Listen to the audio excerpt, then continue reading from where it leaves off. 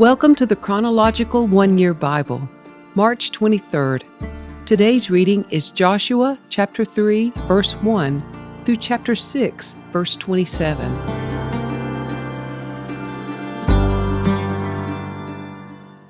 Early the next morning, Joshua and all the Israelites left Acacia Grove and arrived at the banks of the Jordan River, where they camped before crossing. 3 days later, the Israelite officers went through the camp, giving these instructions to the people.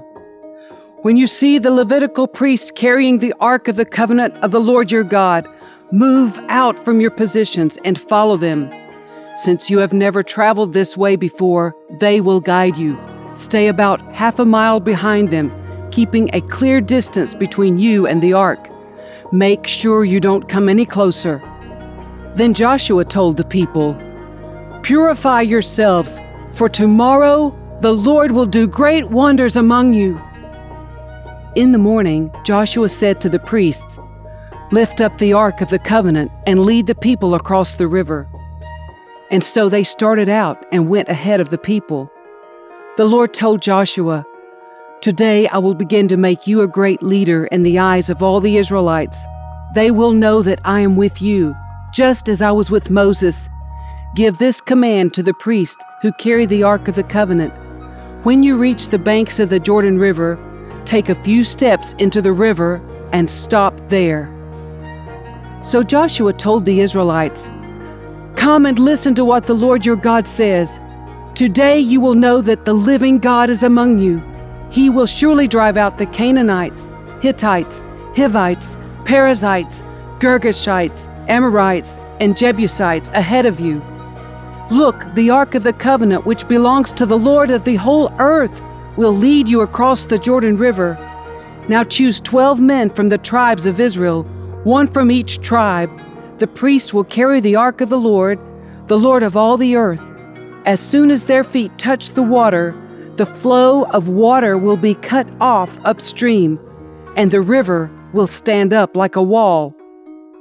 So the people left their camp to cross the Jordan, and the priests who were carrying the Ark of the Covenant went ahead of them. It was the harvest season, and the Jordan was overflowing its banks. But as soon as the feet of the priests who were carrying the ark touched the water at the river's edge, the water above that point began backing up a great distance away at a town called Adam, which is near Zarethan. And the water below that point flowed on to the Dead Sea until the riverbed was dry. Then all the people crossed over near the town of Jericho. Meanwhile, the priests who were carrying the Ark of the Lord's Covenant stood on dry ground in the middle of the riverbed as the people passed by. They waited there until the whole nation of Israel had crossed the Jordan on dry ground. When all the people had crossed the Jordan, the Lord said to Joshua, "Now choose 12 men, one from each tribe. Tell them, take 12 stones from the very place where the priests are standing in the middle of the Jordan. Carry them out and pile them up at the place where you will camp tonight." So Joshua called together the 12 men he had chosen, one from each of the tribes of Israel. He told them, "Go into the middle of the Jordan, in front of the Ark of the Lord your God. Each of you must pick up one stone and carry it on your shoulder. 12 stones in all, one for each of the 12 tribes of Israel. We will use these stones to build a memorial. In the future, your children will ask you, 'What do these stones mean?' Then you can tell them, 'They remind us that the Jordan River stopped flowing when the Ark of the Lord's Covenant went across.' These stones will stand as a memorial among the people of Israel forever." So the men did as Joshua had commanded them. They took 12 stones from the middle of the Jordan River, one for each tribe, just as the Lord had told Joshua. They carried them to the place where they camped for the night and constructed the memorial there. Joshua also set up another pile of 12 stones in the middle of the Jordan, at the place where the priests who carried the Ark of the Covenant were standing, and they are there to this day. The priests who were carrying the ark stood in the middle of the river until all of the Lord's commands that Moses had given to Joshua were carried out. Meanwhile, the people hurried across the riverbed, and when everyone was safely on the other side, the priests crossed over with the ark of the Lord as the people watched. The armed warriors from the tribes of Reuben, Gad, and the half-tribe of Manasseh led the Israelites across the Jordan, just as Moses had directed. These armed men, about 40,000 strong, were ready for battle, and the Lord was with them as they crossed over to the plains of Jericho. That day the Lord made Joshua a great leader in the eyes of all the Israelites, and for the rest of his life they revered him as much as they had revered Moses. The Lord had said to Joshua, "Command the priests carrying the Ark of the Covenant to come up out of the riverbed." So Joshua gave the command. As soon as the priests carrying the Ark of the Lord's Covenant came up out of the riverbed and their feet were on high ground, the water of the Jordan returned and overflowed its banks as before. The people crossed the Jordan on the 10th day of the first month. Then they camped at Gilgal, just east of Jericho. It was there at Gilgal that Joshua piled up the 12 stones taken from the Jordan River. Then Joshua said to the Israelites, "In the future your children will ask, 'What do these stones mean?' Then you can tell them, 'This is where the Israelites crossed the Jordan on dry ground. For the Lord your God dried up the river right before your eyes, and he kept it dry until you were all across, just as he did at the Red Sea, when he dried it up until we had all crossed over. He did this so all the nations of the earth might know that the Lord's hand is powerful, and so you might fear the Lord your God forever."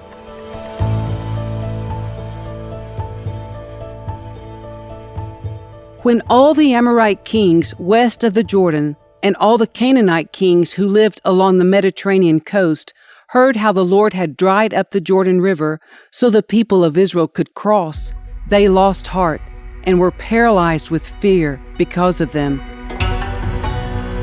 At that time, the Lord told Joshua, "Make flint knives and circumcise this second generation of Israelites." So Joshua made flint knives and circumcised the entire male population of Israel at Gibeath Haaraloth. Joshua had to circumcise them because all the men who were old enough to fight in battle when they left Egypt had died in the wilderness. Those who left Egypt had all been circumcised, but none of those born after the Exodus during the years in the wilderness had been circumcised. The Israelites had traveled in the wilderness for 40 years until all the men who were old enough to fight in battle when they left Egypt had died, for they had disobeyed the Lord, and the Lord vowed he would not let them enter the land he had sworn to give us, a land flowing with milk and honey. So Joshua circumcised their sons, those who had grown up to take their fathers' places, for they had not been circumcised on the way to the promised land. After all the males had been circumcised, they rested in the camp until they were healed. Then the Lord said to Joshua, "Today I have rolled away the shame of your slavery in Egypt." So that place has been called Gilgal to this day. While the Israelites were camped at Gilgal on the plains of Jericho, they celebrated Passover on the evening of the 14th day of the first month. The very next day they began to eat unleavened bread and roasted grain harvested from the land. No manna appeared on the day they first ate from the crops of the land, and it was never seen again. So from that time on, the Israelites ate from the crops of Canaan. When Joshua was near the town of Jericho, he looked up and saw a man standing in front of him with sword in hand. Joshua went up to him and demanded, "Are you friend or foe?" "Neither one," he replied. "I am the commander of the Lord's army." At this, Joshua fell with his face to the ground in reverence. "I am at your command," Joshua said. "What do you want your servant to do?" The commander of the Lord's army replied, "Take off your sandals, for the place where you are standing is holy." And Joshua did as he was told. Now the gates of Jericho were tightly shut because the people were afraid of the Israelites. No one was allowed to go out or in. But the Lord said to Joshua, "I have given you Jericho, its king, and all its strong warriors. You and your fighting men should march around the town once a day for 6 days. 7 priests will walk ahead of the ark, each carrying a ram's horn. On the 7th day you are to march around the town 7 times, with the priests blowing the horns. When you hear the priests give one long blast on the ram's horns, have all the people shout as loud as they can. Then the walls of the town will collapse, and the people can charge straight into the town." So Joshua called together the priests and said, "Take up the ark of the Lord's covenant, and assign 7 priests to walk in front of it, each carrying a ram's horn." Then he gave orders to the people, "March around the town, and the armed men will lead the way in front of the ark of the Lord." After Joshua spoke to the people, the 7 priests with the ram's horns started marching in the presence of the Lord, blowing the horns as they marched.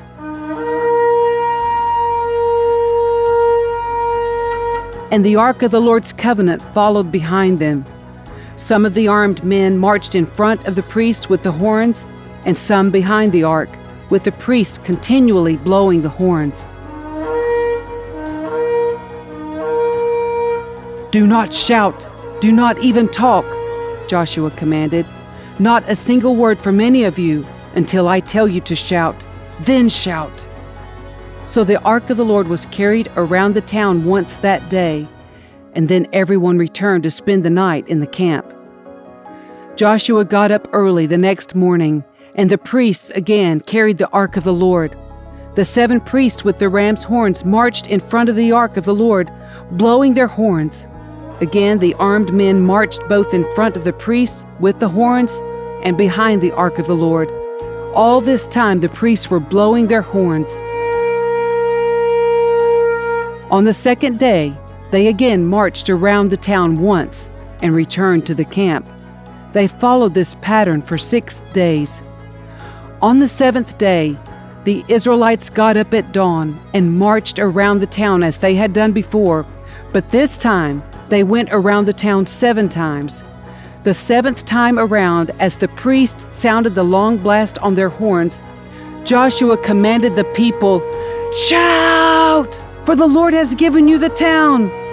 Jericho and everything in it must be completely destroyed as an offering to the Lord. Only Rahab the prostitute and the others in her house will be spared, for she protected our spies.